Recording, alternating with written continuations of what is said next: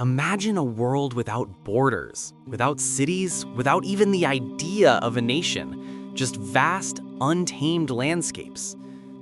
How did our ancestors, with nothing but their ingenuity and resilience, manage to spread from a single continent to every corner of the Earth? This isn't just history, it's the ultimate adventure story, written in the very footsteps of humanity. Welcome to our channel, the place where knowledge meets curiosity. Here we dive deep into the wonders of history, science, culture, and mysteries that shape our world. Every video is designed to open your mind and spark your imagination. So sit back, relax, and let's begin this incredible journey together. Now we explain, mapping humanity's earliest journeys across continents. In the vast silence of prehistory, long before words were written or cities were built, humanity's story began beneath the African sun. Our earliest ancestors were not yet human as we understand the term today, but rather an evolving lineage of upright primates, creatures that stood between ape and man. Somewhere between 6 and 7 million years ago, in the shifting savannas and forests of East Africa, an evolutionary spark set in motion one of the most extraordinary odysseys in natural history, the journey of humankind across the continents. This is the story of how we, a species born from dust and struggle, mapped the world with our footsteps long before maps ever existed. The African continent, often called the Cradle of Humankind, cradled more than bones. It held the very essence of our beginnings. In regions such as the Great Rift Valley, modern scientists have unearthed fossil evidence that traces our lineage through species like Australopithecus afarensis, Homo habilis, and Homo erectus. Each of these beings represents a vital stage in the human story, bridging the gap between primitive instinct and conscious thought. Around 3.2 million years ago, a small-framed female known to us as Lucy walked upright in what is now Ethiopia. Her ancient footprints, preserved in volcanic ash, tell a tale of bipedal confidence, a first step, quite literally, in humanity's long march toward global dominion. Yet these early hominins were bound by geography and environment. Africa was their world, and within it, they adapted to an ever-changing landscape of droughts, forests, and grasslands. The climate fluctuated violently, pushing early humans to innovate, migrate, and survive. They began shaping stone tools, mastering the ability to strike one rock against another to fashion blades and scrapers. Homo habilis, the handyman, wielded these primitive tools to hunt, butcher, and defend. This act of creation marked the dawn of technology, a spark that would forever separate us from the animal kingdom. As millennia passed, evolution favored adaptability. Homo erectus, emerging nearly 2 million years ago, represented a quantum leap in cognition, endurance, and curiosity. Taller, stronger, and equipped with a larger brain, Homo erectus was the first of our ancestors to venture beyond Africa's borders. Archaeological evidence suggests that small bands of Homo erectus began migrating out of Africa approximately 1.8 million years ago, following river valleys, coastlines, and game trails that would one day connect the continents. Fossils discovered in Georgia's Dmanisi, in Indonesia's Java, and in China's Zhoukoudian caves testify to their incredible journey. For the first time, a species born of Africa began to shape the geography of other lands with its footprints. This early migration, however, was not a single exodus, but a slow diffusion, a process of expansion and adaptation that unfolded over tens of thousands of years. As Homo erectus spread into Asia and Europe, they encountered new climates, new predators, and new challenges. They tamed fire, learned to cook food, and began to build simple shelters. Fire was more than warmth. It was community, protection, and power. Around those flickering flames, the first sense of shared human experience may have emerged, a recognition of belonging, of us versus the dark wilderness beyond. Back in Africa, evolution continued its intricate work. Around 300,000 years ago, a new species began to take form, Homo sapiens. Our direct ancestors, creatures who looked, thought, and felt much like we do, emerged from this crucible of time. The earliest known Homo sapiens fossils, discovered in Morocco's Jebel Irhoud, reveal faces strikingly modern in structure. These early humans crafted tools of remarkable sophistication, adorned their bodies, and perhaps painted symbols that hinted at abstract thought. The dawn of humanity's cognitive revolution had begun. For tens of thousands of years, Homo sapiens remained confined within Africa, thriving in regions rich with resources, from the lush forests of Central Africa to the open plains of the south. But climate was once again a restless force. Periodic ice ages lowered sea levels, exposed land bridges, and opened pathways that would invite migration. The first major out-of-Africa expansion of Homo sapiens likely began around 60,000, 70,000 years ago. This was not the first attempt. Earlier migrations may have occurred as far back as 120,000 years ago, but it was this wave that would permanently seed humanity across the globe. Imagine the world then, a planet colder and harsher than today, its continents sculpted by glaciers, deserts, and monsoons. Bands of humans numbering only in the hundreds began moving northeast from Africa through the Sinai Peninsula into the Arabian Peninsula. They hugged coastlines, where fish and shellfish provided steady nourishment, traveling along what anthropologists now call the southern coastal route. From Arabia, they ventured into India, Southeast Asia, and eventually reached the shores of Australia by at least 50,000 years ago. These migrations were not reckless wanderings. They were guided by necessity, curiosity, and the innate human drive to seek new horizons. Every step across new terrain was a negotiation between survival and discovery. In Arabia's deserts, early humans adapted to arid climates by mastering water storage and exploiting seasonal oases. In the jungles of Southeast Asia, they learned to live among dangerous predators and unpredictable monsoons.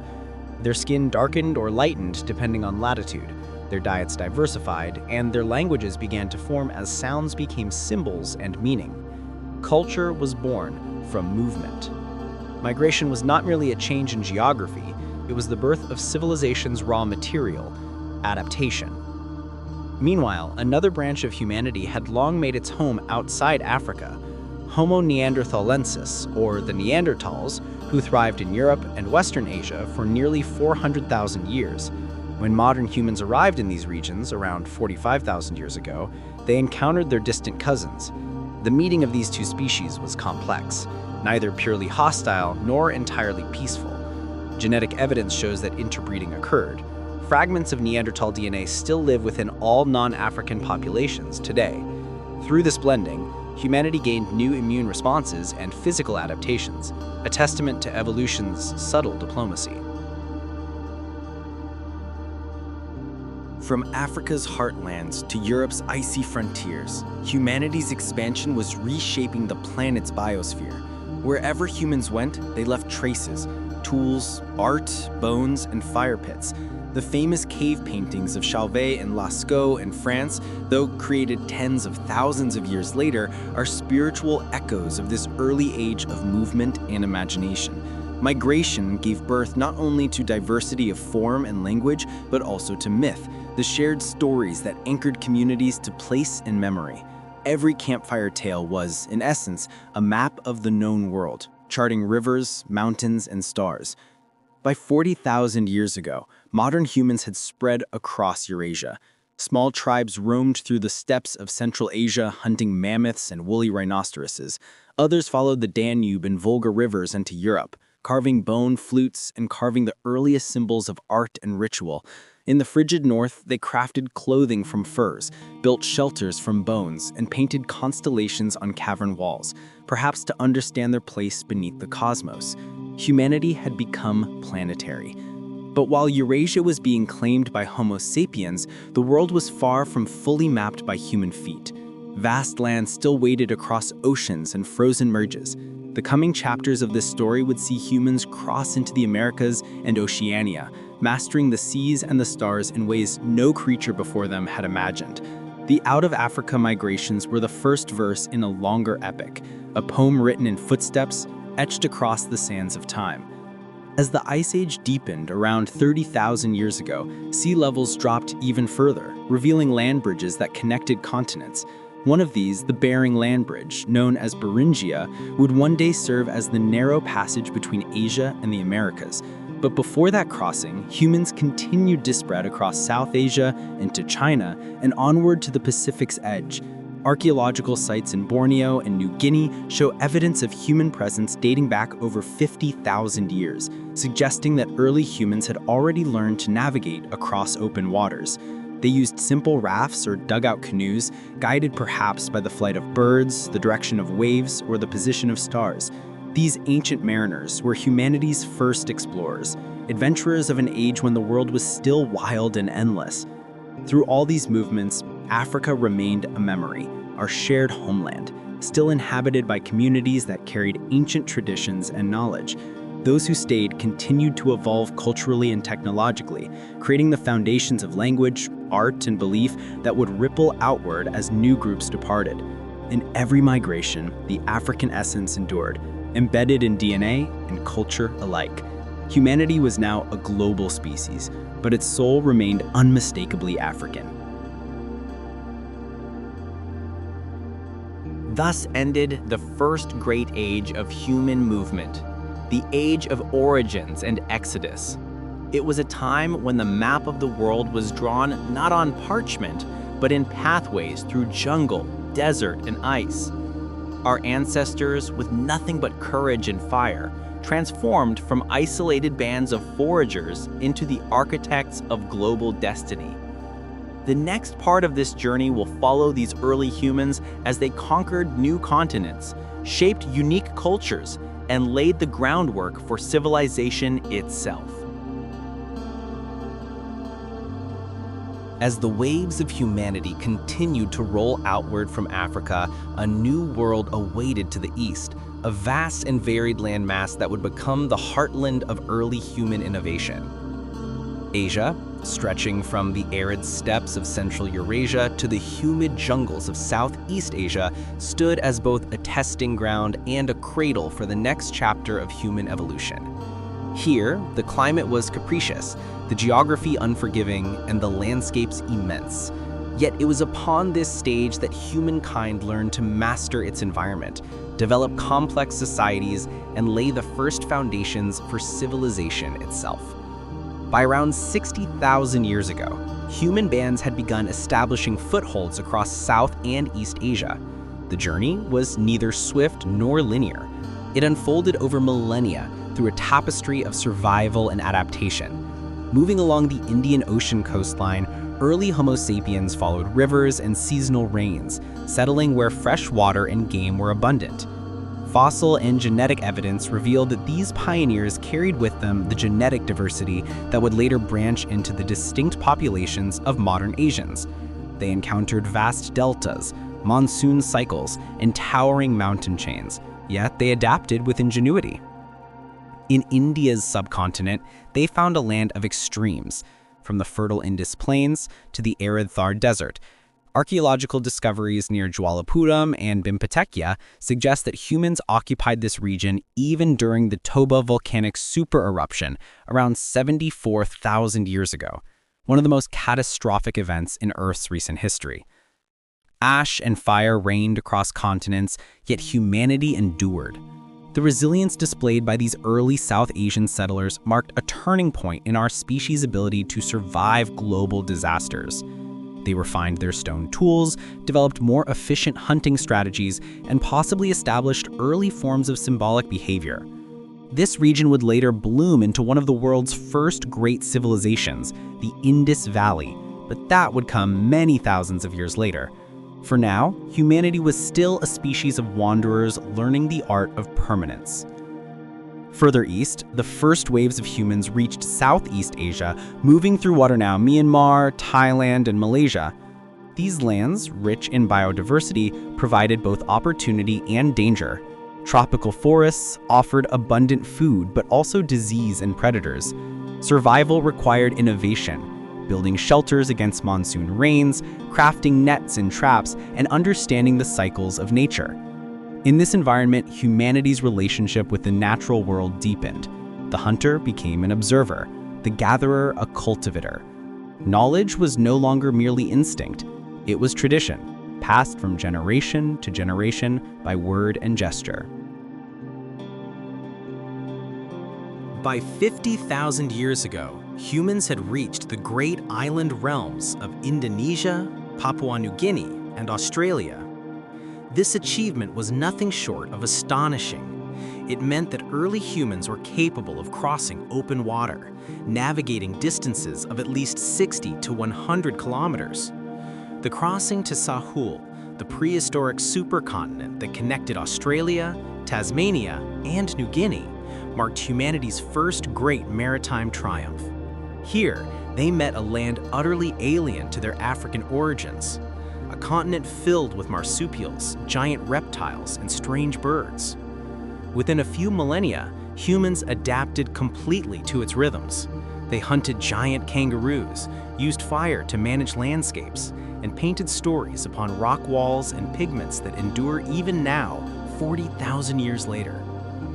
The Aboriginal peoples of Australia are the living descendants of these first oceanic explorers, a lineage that has endured in continuity longer than any other on Earth. Meanwhile, in East Asia, human populations were spreading northward and inland. China's great river systems, the Yellow River and the Yangtze, became natural corridors for settlement. Early humans learned to exploit their rich floodplains, fishing, foraging, and gradually experimenting with the domestication of plants. The rhythm of life began to shift from constant migration to seasonal movement, and then to the beginnings of semi-permanent habitation.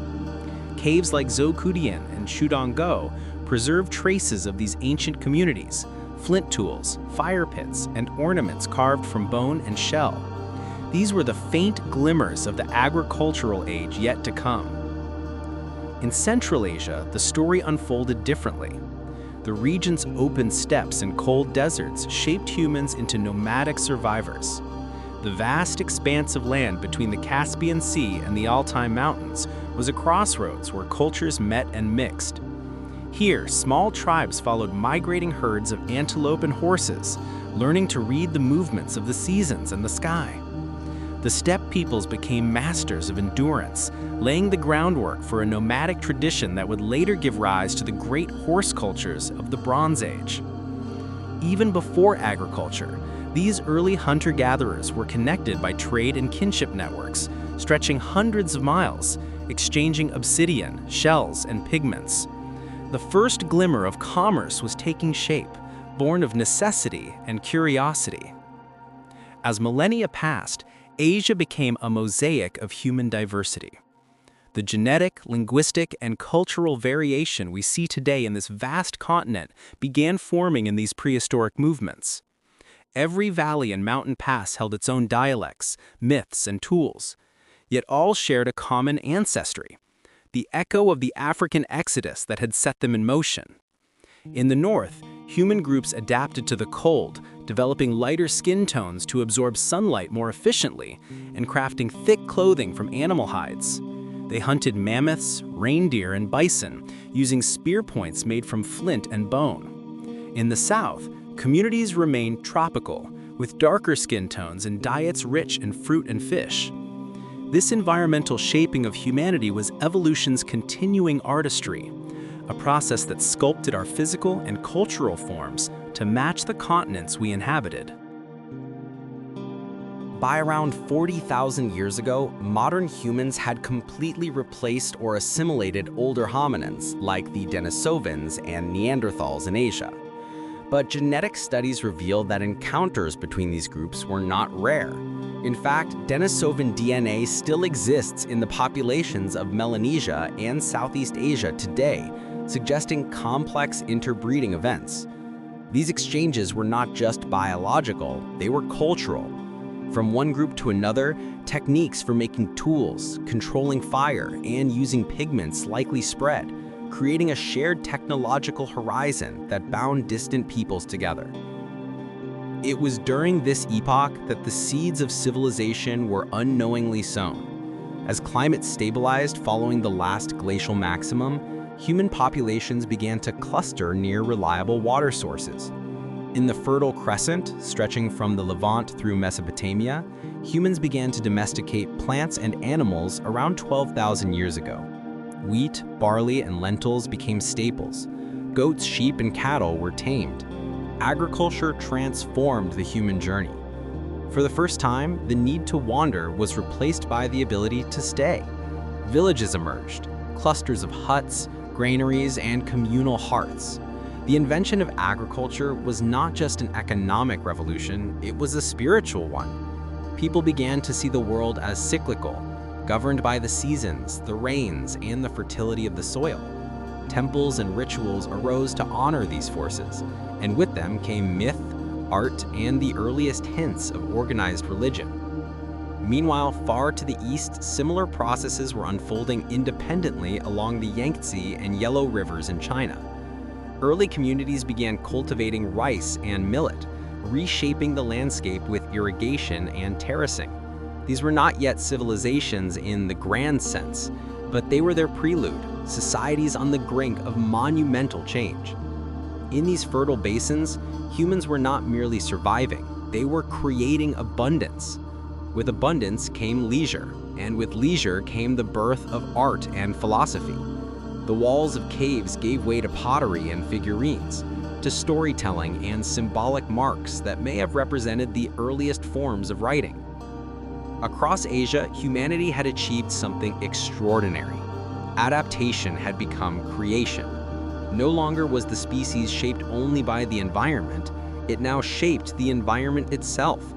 The domestication of fire in the land turned humans into planetary engineers. The forests were cleared, rivers diverted, and animals bred for specific traits. This shift marked the dawn of humanity's dominion, and also the beginning of our long entanglement with the natural world's balance. In the ancient highlands of Iran and Anatolia, new forms of social organization began to emerge. The first proto-villages at sites like Göbekli Tepe and Çatalhöyük were more than mere settlements. They were centers of communal ritual. Carved pillars, stone enclosures, and depictions of animals suggest a worldview that merged the sacred with the social. Here, people gathered not only to farm, but to celebrate, to mourn, to remember. This was the foundation of culture, the invisible architecture that would support civilization for millennia to come. Trade routes began to thread through these regions like veins of civilization's first lifeblood. Obsidian from Anatolia traveled to Mesopotamia. Shells from the Persian Gulf reached the mountains of Iran. These exchanges were more than economic, they were cultural. Each trade brought ideas, technologies, and stories. The nomads of Central Asia, the farmers of the Indus, and the fishers of the Chinese coast were all unwitting participants in a grand experiment in connectivity. Humanity was mapping not only continents, but also consciousness. The transition from forager to farmer was neither universal nor immediate. Some groups, especially in the Arctic and steppes, continued to live as hunter-gatherers for thousands of years, their lifestyles perfectly adapted to their environments. Yet even these societies interacted with agrarian ones, exchanging goods and occasionally clashing. From these interactions emerged new technologies: the bow and arrow, woven textiles, and later the wheel.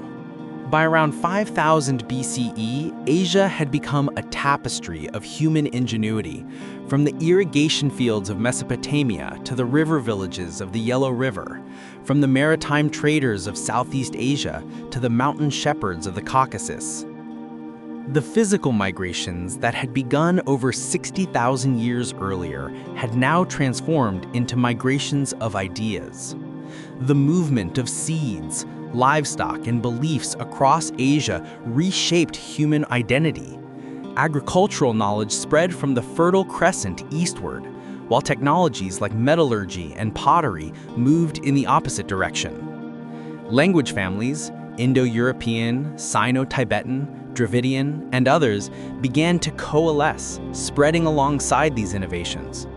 The map of humanity was no longer defined solely by geography. It was now a network of interaction. a web of knowledge binding distant peoples into a single interconnected story. As the Holocene epoch dawned, climates warmed and glaciers retreated, revealing new lands and opportunities. Rivers swelled with seasonal floods, nourishing valleys that would soon host cities. Humanity was standing on the threshold of the urban age.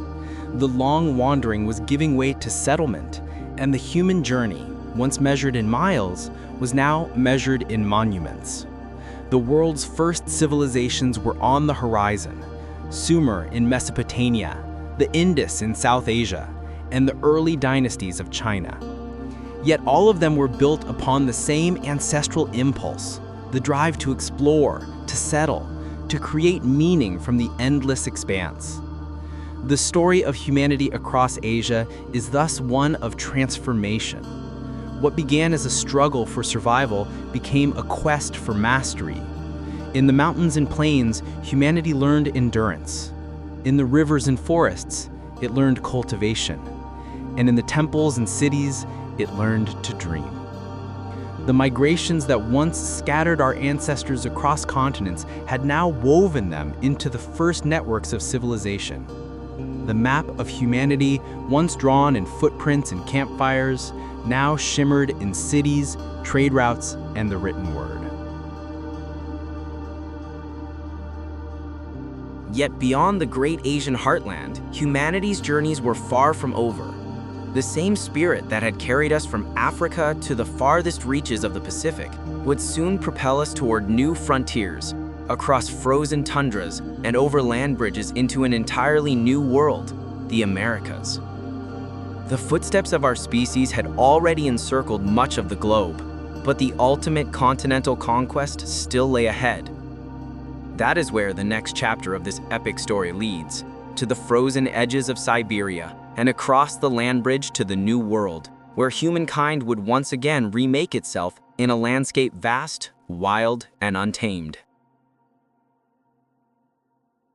As the Ice Age deepened and glaciers carved their frozen dominion over the Northern Hemisphere, humanity found itself standing at the very edge of the known world. The continent of Asia, immense and diverse, had nurtured countless generations of human life, from the ancient hunters of Siberia to the early farmers of the Fertile Crescent. But far beyond Asia's eastern frontier lay a land unseen, a continent shrouded in mystery and untouched by human hands: the Americas. For tens of millennia, it remained isolated, waiting for the footsteps of humankind to break its silence. The crossing into this new world would become one of the most remarkable migrations in the history of our species, a journey that reshaped the destiny of humanity and gave birth to civilizations as rich and complex as those of the Old World.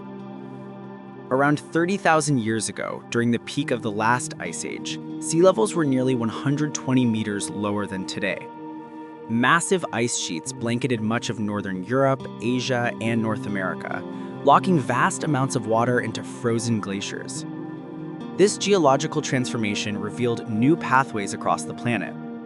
Among these was a bridge of land that connected Asia and North America, a vast windswept tundra stretching between Siberia and Alaska. This was Beringia, a region that no longer exists above the sea, but once served as humanity's final corridor into a new world. Beringia was not merely a bridge. It was a world in itself, an enormous expanse of steppe, grassland, and sparse forest, teeming with life. Herds of mammoths, bison, and caribou roamed across the plains, pursued by wolves and saber-toothed cats. For the early humans of Siberia, it was both a land of opportunity and of peril. Archaeological evidence from sites such as Yana rhinoceros horn in northern Siberia suggests that humans had adapted to these extreme environments as early as 32,000 years ago. They wore furs, built shelters from bones and hides, and hunted with sophisticated stone and bone tools. These were people of extraordinary endurance, the Ice Age pioneers who would ultimately become the ancestors of the first Americans. The crossing from Asia into the Americas was not a single event, nor a mass migration. It was a gradual drift of small groups, family by family, generation by generation, over thousands of years. Some may have settled within Beringia for centuries, living in a kind of liminal world between continents. Genetic studies suggest that these populations remained isolated for as long as 10,000 years, developing unique traits before spreading further eastward. This long isolation, known as the Beringian standstill, may explain the genetic distinctiveness of Native American populations compared to those of Siberia or East Asia. When the ice sheets began to recede around 20,000 years ago, they opened new corridors, narrow paths between the melting glaciers that allowed humans to move southward into the heart of North America. The first entry into the Americas likely occurred between 20,000 and 16,000 years ago, though the exact timing remains a subject of intense debate among archaeologists. For decades, the Clovis first theory dominated, the idea that the earliest Americans were the Clovis people, who appeared around 13,000 years ago and left behind distinctive fluted spear points across North America. But recent discoveries have challenged this notion. Sites such as Monteverde in Chile, Bluefish Caves in Canada, and Meadowcroft Rock Shelter in Pennsylvania have yielded evidence of human presence thousands of years earlier. These findings suggest that the peopling of the Americas was far older and more complex than once believed. Who were these early migrants? They were hunters, gatherers, and explorers driven by necessity and perhaps by curiosity. They followed the movements of animals, the patterns of the seasons, and the promise of fertile land beyond the horizon. Some may have traveled by foot through the inland corridors between ice sheets, while others hugged the Pacific coastline, using boats or rafts to navigate along the shore. The coastal migration hypothesis proposes that humans could have reached the Americas by following a maritime route from Asia, exploiting kelp forests and coastal resources. This would explain the rapid spread of human settlements from Alaska to South America within a few thousand years. Imagine the scene. Small groups of humans trekking through frozen tundra, the wind biting at their faces, their fires flickering against the endless night. Behind them lay the familiar landscapes of Siberia, before them a continent unspoiled and vast beyond imagination. Every step into this new world was a leap into the unknown, yet they pressed on, guided by instinct, courage, and the eternal human drive to explore. They would soon encounter a land unlike any other, a land of abundance and diversity that would shape their cultures, beliefs, and identities for tens of millennia to come. As they spread southward, the first Americans found themselves in a landscape of astonishing variety. North America alone offered nearly every conceivable biome: frozen tundra, temperate forests, arid deserts, and fertile plains. They adapted with remarkable speed, developing tools and techniques suited to each environment. In the Great Plains, they hunted mammoths and giant bison using stone-tipped spears and coordinated group strategies. Along the Pacific coast, they gathered shellfish and fish, building semi-permanent settlements near the water's edge. In the forests of the Northeast, they learned to craft canoes, use fire to clear land, and build seasonal camps.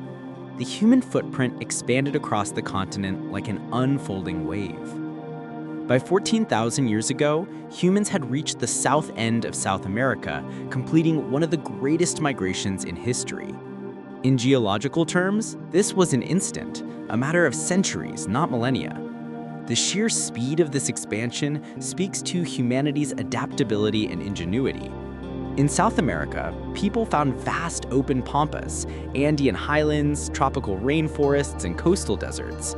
They built homes in caves, crafted tools from obsidian and bone, and hunted now extinct megafauna like the giant ground sloth and glyptodon.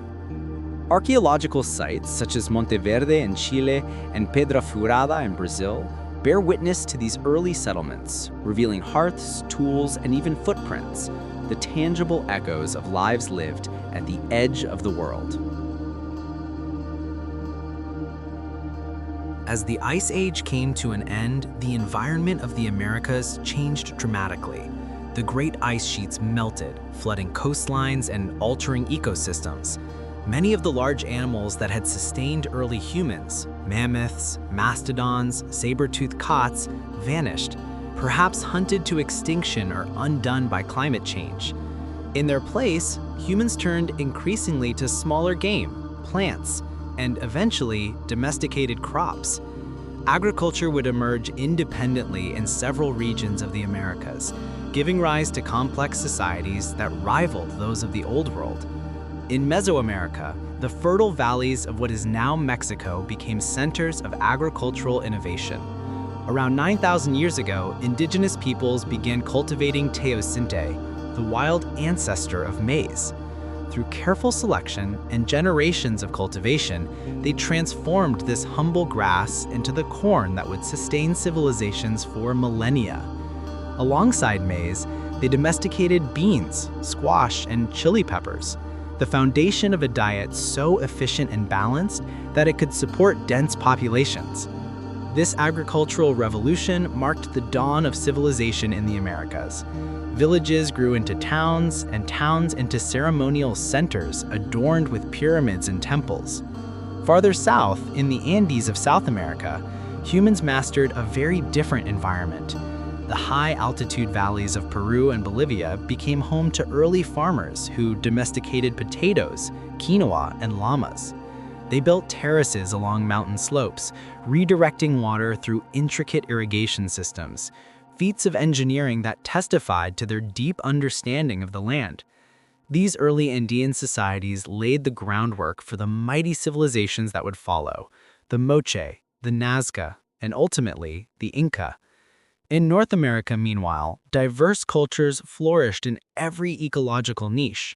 The peoples of the Pacific Northwest developed rich maritime traditions, carving massive totem poles and navigating the coast in cedar canoes.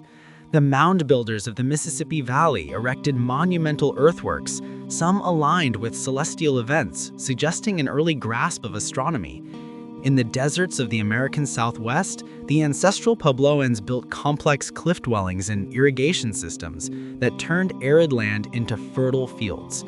Each region, each culture was a reflection of its environment, a testament to the adaptability and creativity of the first Americans. But beyond survival and agriculture, something profound was happening across the continents: the birth of human spirituality and art in the New World.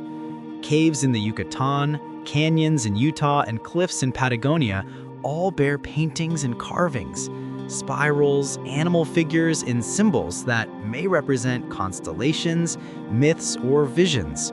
These were not merely decorations, they were expressions of meaning, attempts to understand the cosmos and humanity's place within it. Across both continents, people looked to the heavens, tracking the movements of the sun, moon, and stars. The same curiosity that had driven their ancestors to cross Beringia now turned inward, toward the mysteries of time and existence. As populations grew, so did connections between communities. Trade networks spanned thousands of miles, exchanging obsidian, shells, feathers, and jade. Ideas flowed alongside goods, artistic styles, myths, and technologies. The Americas were no longer a collection of isolated tribes, but an interconnected world of cultures. The first great civilizations would soon emerge from this web of interaction. The Olmec, the Maya, the Zapotec, the Moche, the Chavin, each building upon the shared foundation laid by those ancient migrants who had crossed the ice. By 5000 BCE, the Americas had become a continent of remarkable diversity. From the Arctic tundra to the Amazon rainforest, humans had adapted to every environment imaginable. The Arctic peoples learned to build igloos and hunt seals under the aurora borealis. The rainforest dwellers of the Amazon crafted dugout canoes and cultivated hidden gardens beneath the forest canopy. The plains tribes of the north followed herds of bison, their lives governed by the rhythm of migration. Every culture developed its own cosmology, its own relationship with the land, a reflection of humanity's enduring bond with nature. The crossing into the Americas had begun as a journey of survival, but had become something far greater. It was an act of creation, the forging of new identities and civilizations in harmony with the vast landscapes of the New World. These early peoples did not merely inhabit the land, they became part of it, shaping its ecosystems through fire, farming, and hunting, and being shaped by it in return. They turned rivers into roads, mountains into temples, and the night sky into a calendar. By the time European explorers arrived tens of thousands of years later, the Americas were already a world rich with history, science, and art. A world born not in isolation, but from the same primal migrations that had carried humanity out of Africa. The descendants of those first Ice Age wanderers had transformed continents, built empires, and gazed upon the same stars their ancestors once followed across frozen tundra. The human journey, which had begun in the heart of Africa and crossed half the globe, had now circled the Earth itself. Yet, even as the Americas flourished in their diversity, humanity's migrations were far from over. Across the oceans, new discoveries awaited. Islands scattered across the vast Pacific, invisible from the shore, but destined to be reached by those who dared to trust the winds, the waves, and the stars. The next great chapter of the human odyssey would unfold not upon frozen land bridges, but upon the open sea. For the restless spirit of humanity could not be contained by continents alone. For hundreds of thousands of years, the story of human migration unfolded across solid ground. From the African savannas to the icy plains of Siberia, our ancestors walked, ran, and climbed their way into every corner of the continents. But at the edge of every landmass, the world appeared to end, a vast, restless expanse of blue that seemed impassable. The ocean was both barrier and mystery, whispering of lands beyond the horizon, but offering no bridge to reach them. And yet, thousands of years ago, humans began to challenge this boundary. They built vessels of wood and fiber, learned the language of wind and tide, and embarked upon the most daring journeys in prehistory. The colonization of Oceania, the scattered islands of the Pacific, would be humanity's final act of global discovery, completing the map that had begun in Africa so many millennia before. The roots of this maritime age lay deep in Southeast Asia. By 50,000 years ago, humans had already reached Australia and New Guinea, crossing open stretches of ocean that separated the Sunda and Sahul continental shelves. These early mariners used simple rafts or canoes made from bamboo and wood, guided perhaps by the position of the sun, the flight of birds, and the color of the water. Their descendants, the ancestors of today's Aboriginal Australians and Papuans, developed rich maritime traditions and mythologies that kept alive the memory of those ancient crossings. But even after this first great seaborne expansion, the Greater Pacific remained untouched, a vast wilderness of water that would challenge human ingenuity like never before. For tens of thousands of years after the first settlement of Australia, most of the Pacific islands remained uninhabited. The distances were simply too vast, the islands too small and isolated to be reached by the simple watercraft of early humans. It was not until around 5,000 years ago that another great wave of oceanic migration began, one that would carry people farther across the seas than any before them. These were the Austronesians, a seafaring people whose homeland lay in the islands of Taiwan and the northern Philippines. They spoke a common language, cultivated taro, yam, and banana, and raised pigs and chickens. Most importantly, they were master boat builders and navigators. They invented the outrigger canoe, a vessel light enough to travel swiftly across waves, yet stable enough to survive the open ocean. With this technology, they would set in motion one of the most extraordinary migrations in human history. The Austronesian expansion began around 3000 BCE. From Taiwan, they spread southward into the Philippines and Indonesia, then eastward into Melanesia, the chain of islands stretching from New Guinea to Fiji. Each new island presented its own challenges: coral reefs, unpredictable currents, and limited fresh water. Yet the Austronesians adapted with remarkable skill. They carried with them not only their crops and animals, but also their stories, rituals, and cosmologies. Every island they reached became part of a living network of kinship and exchange, a vast oceanic civilization connected by canoe routes and oral tradition. In the islands of Micronesia and Melanesia, these voyagers honed the arts of navigation to a level unmatched anywhere in the ancient world. They read the stars like maps, memorizing the positions of constellations that rose and set at specific points on the horizon. They felt the direction of ocean swells through the hulls of their canoes, detected distant land by the flight of birds, and recognized the color of the sea that reflected coral reefs just below the surface. This knowledge was not written but sung, preserved in chants, stories, and ritual instruction passed from master navigator to apprentice. It was a science wrapped in myth, a fusion of observation and spirituality that guided them across thousands of miles of open ocean. By 1500 BCE, Austronesian voyagers had reached the islands of Fiji, Tonga, and Samoa, the western edge of what would later be called Polynesia. Here, a new cultural synthesis took shape, the Lapita culture, named after the distinctive pottery found at their archaeological sites. The Lapita people were both farmers and sailors, cultivating root crops and fishing the surrounding seas. They built large, double-hulled canoes capable of carrying entire families, animals, and supplies over long distances. The Lapita expansion marked the beginning of the human settlement of the Central Pacific, a feat that would eventually carry their descendants thousands of miles farther, to islands scattered like stars across the ocean. The challenges of oceanic exploration were immense. Unlike continental migrations, which offered predictable terrain and abundant resources, life at sea demanded absolute precision and courage. A single navigational error could mean death. Storms, starvation, and isolation were constant threats. Yet, astonishingly, the Polynesian peoples not only survived, they thrived. They learned to cultivate the land and sea alike, creating self-sustaining ecosystems on even the smallest atolls.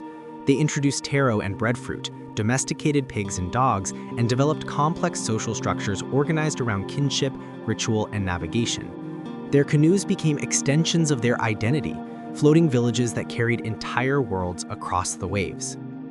For centuries, the islands of the Central Pacific stood as stepping stones for the greatest voyages yet to come. Sometime between 1000 BCE and 800 CE, Polynesian navigators began venturing beyond the familiar triangle of Fiji, Tonga, and Samoa into the vast eastern Pacific.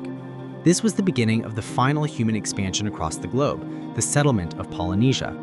Over the course of several hundred years, these voyagers discovered and colonized islands separated by thousands of kilometers: the Cook Islands, Tahiti, the Marquesas, Easter Island or Rapa Nui, Hawaii, and finally, New Zealand.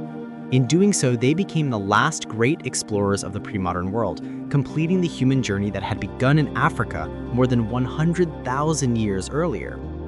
The scale of these voyages remains almost incomprehensible. Imagine sailing into an empty horizon with no guarantee of land ahead, guided only by stars, winds, and ancestral knowledge. Polynesian canoes, some over 30 meters long, carried families, crops, and animals across expanses larger than the entire continent of Africa.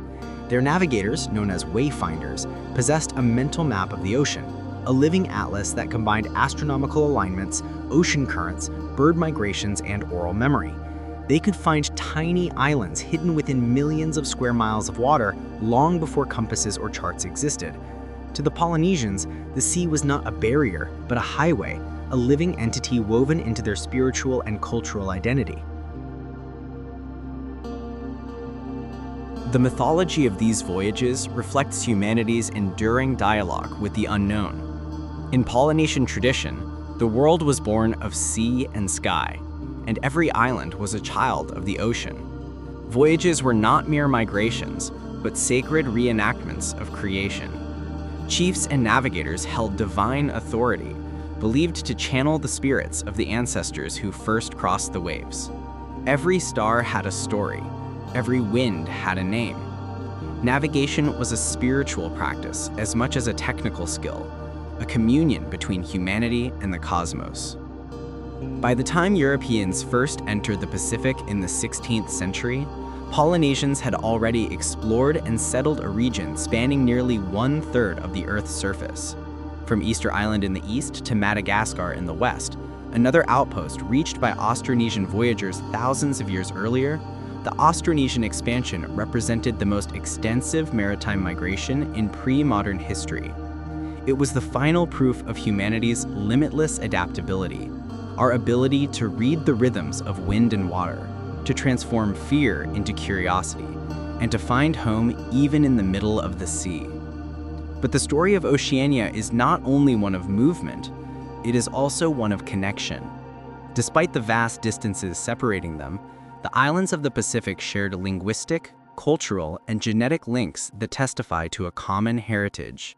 Songs, carvings, and oral histories preserve the memory of ancestral homelands, sometimes called Hawaii or Avaiki, a mythical origin that united all Polynesian peoples.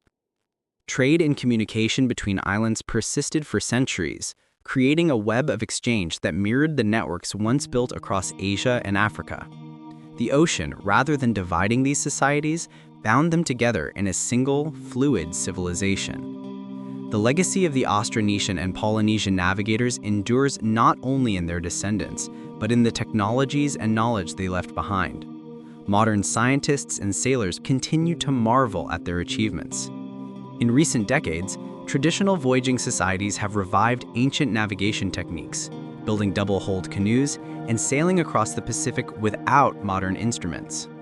These voyages have demonstrated that the ancestors' skills were not legend, but science, an empirical understanding of the natural world encoded in story and ritual. When the canoe Hokulea completed its global circumnavigation in the 21st century using only traditional navigation, it symbolized the continuity of a heritage that had once united the planet through exploration. In many ways, the colonization of Oceania marks the culmination of humanity's prehistoric migrations. By the time New Zealand was settled around 1200 CE, the last major landmass reached by humans, the map of the world was complete. Every continent, every habitable island bore the imprint of human presence. The journey that began in the heart of Africa had reached its farthest possible extent. Yet even as the physical frontiers closed, new frontiers opened, those of thought, culture, and civilization. The same spirit of curiosity that had driven our ancestors across deserts and oceans would now drive humanity toward invention, philosophy, and science. Still, the ocean continued to shape human destiny. It was the medium through which goods, ideas, and people moved in the centuries that followed. The great maritime empires of later history, from the Indian Ocean traders to the explorers of Europe, inherited the same instincts that had guided the first Pacific navigators. To master the sea was to master the world. And it was in Oceania that humanity first proved that the sea could be conquered not by force, but by understanding, through patience, knowledge, and respect for the forces of nature. The story of Oceania is, in essence, the story of humanity's relationship with the infinite. It reminds us that our ancestors were not merely wanderers, but visionaries, scientists, astronomers, and poets of the natural world. They charted courses by the stars long before the invention of writing, and their voyages remain among the most sophisticated achievements of human cognition. Each island they reached was a triumph of observation, memory, and courage. Each canoe that sailed into the horizon was a declaration that the human spirit recognizes no boundary too vast.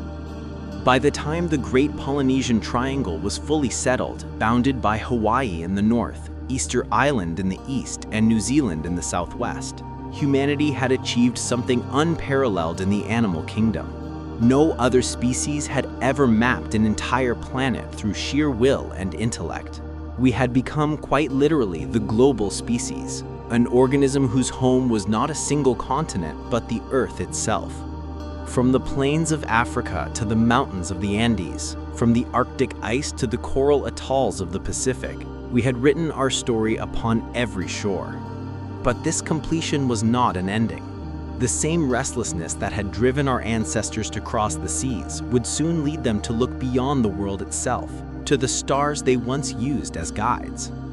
The human journey, though bounded by oceans and continents, had never truly been about geography.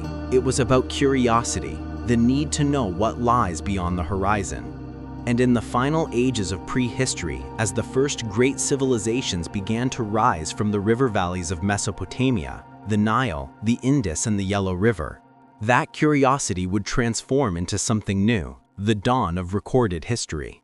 Before that dawn, however, humanity paused, for the first time in our long journey, to look back upon the path we had traveled.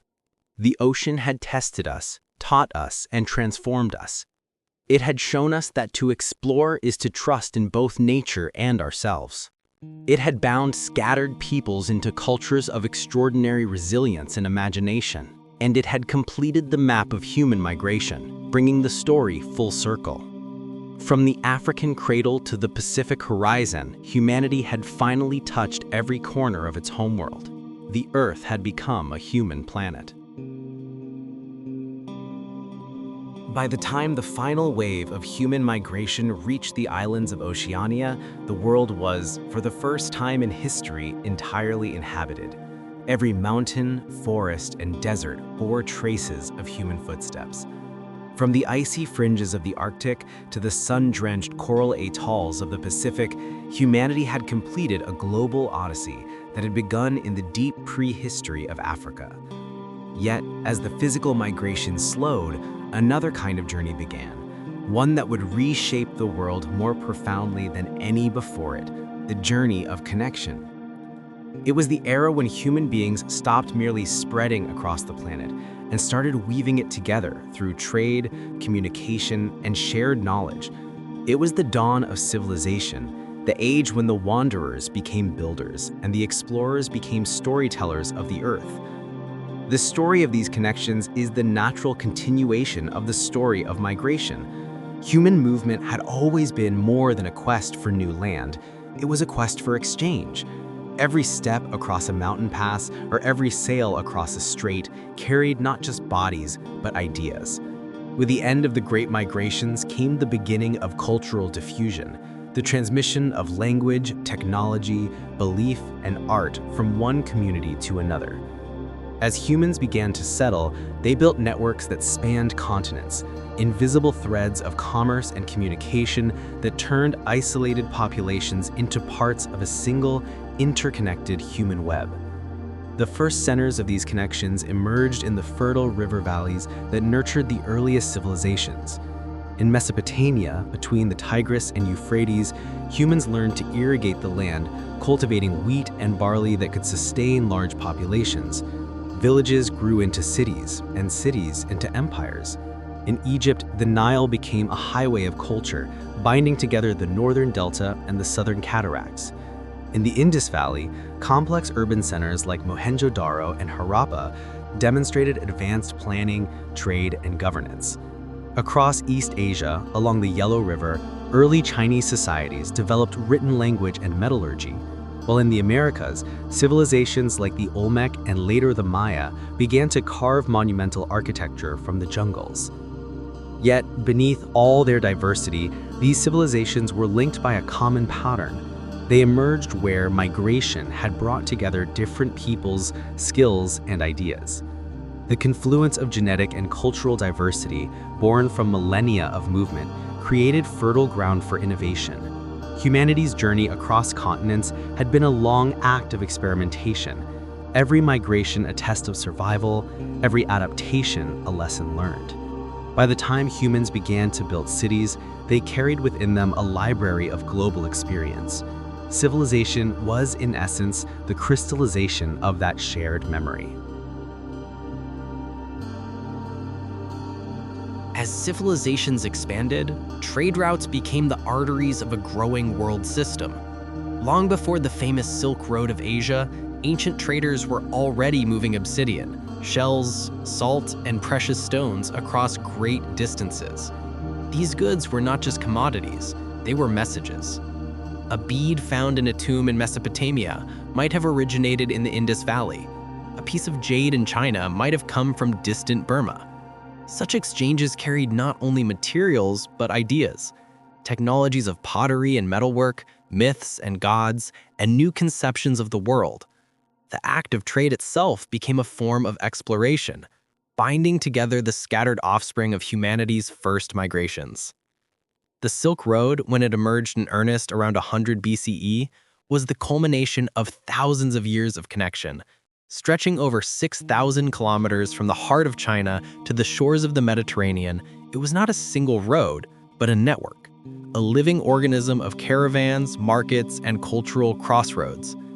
Through it passed not only silk, gold, and spices, but philosophies and religions. Buddhism traveled east from India to China. Christianity and Islam spread west and south, and ideas about science, medicine, and art circulated across continents. The Silk Road was, in a sense, a physical manifestation of humanity's collective memory, a new kind of migration that moved not by feet, but by thought. Across the oceans, similar networks formed. The Indian Ocean became the maritime counterpart to the Silk Road, linking East Africa, Arabia, India, and Southeast Asia in a continuous cycle of monsoon-driven trade. For the first time, humans mastered the rhythms of the sea on a global scale, using seasonal winds to connect civilizations separated by thousands of miles of water. Dhows and junks carried spices, ivory, and textiles, while ports like Kilwa, Calicut, and Malacca became cosmopolitan centers of exchange. These maritime routes were not mere conduits of commerce. They were the veins through which global culture began to circulate. Languages mixed, technologies fused, and religions blended, creating hybrid societies that defied the boundaries of geography. Meanwhile, in the Americas, a parallel process was underway. The great civilizations of the Maya, Aztec, and Inca built extensive trade routes that spanned vast and diverse environments, from tropical forests to high mountain plateaus. Llamas carried goods along stone-paved roads in the Andes, while canoes glided through the waterways of Mesoamerica. Although isolated from Eurasia and Africa, these societies reflected the same impulse toward connection and exchange. The human instinct to reach outward, to communicate and share was universal, a continuation of the migrations that had once carried our species across continents. As centuries passed, the pace of connection accelerated. With the rise of empires came the construction of roads and harbors, the standardization of language and currency, and the codification of law. The Persian Royal Road, the Roman network of highways, the Chinese Grand Canal, all were monumental expressions of humanity's desire to unify the world. Each road and river was a thread in a tapestry that had begun when the first humans left Africa. Even as borders formed, they were crossed. Even as empires rose, they drew strength from the diversity of the people within them. In this new age of civilization, migration did not stop. It transformed. No longer a desperate flight for survival, it became a deliberate act of exploration, conquest, and curiosity. The Phoenicians sailed beyond the Mediterranean to trade with distant lands. The Greeks colonized the Aegean. The Romans expanded across Europe, and the Chinese sent envoys westward under the Han Dynasty. Every journey reconnected to distant branches of humanity's family tree. The global map was no longer defined by empty spaces, but by networks of knowledge and exchange. Yet, this growing web also brought conflict.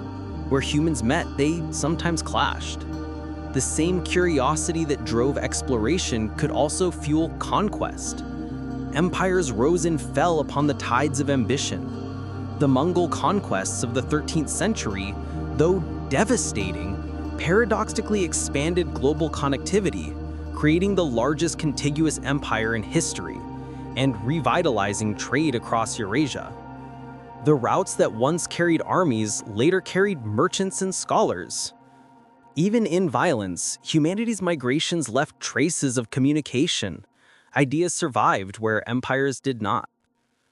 By the late Middle Ages, a new kind of migration began to stir, one that would once again reshape the boundaries of the world. The Age of Exploration, beginning in the 15th century, was the technological echo of those prehistoric journeys across the continents and seas. When European ships set sail from Siberia, Africa, and Asia, they were continuing the ancient human impulse to discover what lay beyond the horizon. The compass and the astrolabe were the descendants of the Polynesian star maps. The caravel was the heir to the double-hulled canoe. Every voyage across the Atlantic or around the Cape of Good Hope was, at its core, another step in humanity's endless migration. the oceanic continuation of the same story that began with the first footsteps out of Africa. The so-called discovery of the New World was, in truth, a reconnection, the meaning of human populations long separated by the oceans. The Americas, isolated for tens of thousands of years, were brought once more into contact with the Old World. The consequences were immense and tragic. Disease, conquest, and colonization followed in the wake of these voyages, reshaping the demographics and cultures of entire continents. Yet, beneath the suffering lay a grim unity. For the first time in history, all branches of humanity were in contact. The Earth had become, irreversibly, one connected world. As global empires expanded, migrations resumed on an unprecedented scale. Millions of people crossed oceans as explorers, settlers, slaves, and laborers. The modern world was born out of this turmoil, a fusion of peoples and ideas from every corner of the planet. Languages intermingled, technologies merged, and cultures blended. The industrial age that followed transformed movement itself, turning migration from a generational event into a constant flow. Trains, steamships, and telegraphs collapsed the distances that had once defined human history. The world that had taken hundreds of thousands of years to populate could now be circled in a single lifetime. In the modern era, the same instincts that had driven humanity's earliest migrations found new expressions. We still wander, but now our journeys take different forms. Scientists voyage into the microcosm of the atom, astronauts into the void of space. The frontier has changed, but the longing remains. Every rocket launched toward the stars is an echo of the first canoe pushed into the surf. Every new colony or outpost, an extension of the same question that began in Africa: what lies beyond? If we trace our migrations not on maps, but through memory, we see that humanity's story is one continuous movement, a river of motion flowing through time. Each generation inherits both the destination and the desire to move further. The footprints of early hunters in African sand, the trail of settlers across the Bering Land Bridge, the wake of Polynesian canoes across the Pacific, all lead, inevitably, to the same place, here, now, where we stand and look outward again. The world may seem smaller today, but the journey is not over. It never will be. As we enter an age of global interconnection, the lessons of our migrations remain vital. Our shared ancestry reminds us that there are no true strangers on this planet, only distant relatives who took different paths. The genetic evidence of our common origin is written in our cells, the linguistic echoes of ancient kinship in our words. The diversity of cultures, far from dividing us, is the living record of humanity's greatest experiment, the adaptation of a single species to every environment on Earth. To understand our migrations is to understand ourselves. The scientific mapping of human ancestry through genetics, archaeology, and linguistics has revealed a truth more profound than any myth. All humans today descend from a small group of ancestors who lived in Africa roughly 200,000 years ago. Every person alive carries fragments of their story, the record of a journey that spanned continents and millennia. Whether your ancestors walked through the savannas of Kenya, crossed the Himalayas into China, or sailed to the far reaches of Polynesia, their paths all converge in that first cradle of humanity. The map of migration is not just a chart of movement, it is the family tree of the entire species. And yet, our journey is not only about the past. The same adaptability that allowed early humans to survive ice ages, deserts, and oceans now drives us to confront new challenges: climate change, resource scarcity, and the ethical dilemmas of technology. We are once again migrants, this time across the boundaries of knowledge and possibility. The planet that once seemed infinite now feels fragile, a shared home that demands cooperation rather than conquest. To thrive in the future, we must remember the wisdom of our ancestors, that movement, curiosity, and connection are not just tools of survival, but the essence of being human. The story of humanity's earliest journeys ends where it began, with the question of belonging. Our ancestors sought new lands, not just to live, but to understand the world and themselves. They carried with them songs, stories, and symbols that spoke of their origins.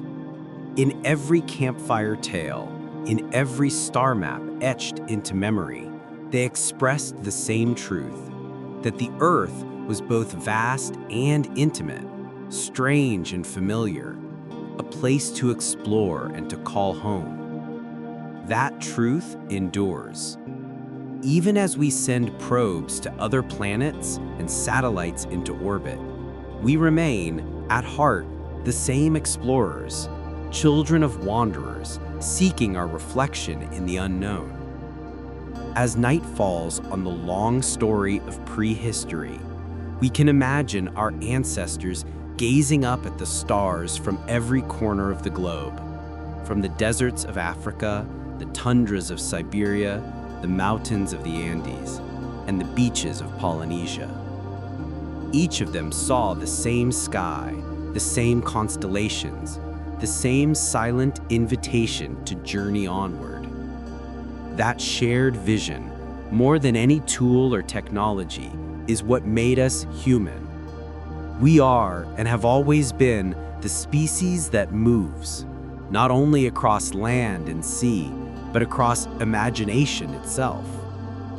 The map of humanity's earliest journeys is therefore not just a record of migration, it is a portrait of our spirit. It shows us that we were never meant to stand still, that curiosity and courage are written into our DNA.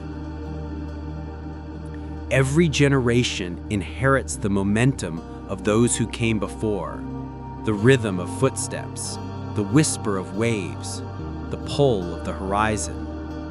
And though the continents are now known and the oceans mapped, the journey continues into knowledge, into the cosmos, into the depths of our own understanding.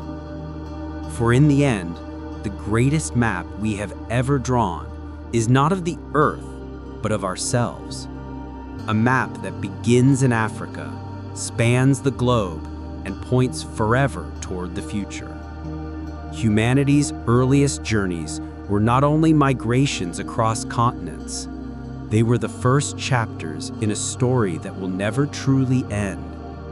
The same fire that once lit the caves of our ancestors now burns in our cities, our spacecraft, and our hearts. And as long as that fire endures, so too will the journey. Curiosity never sleeps.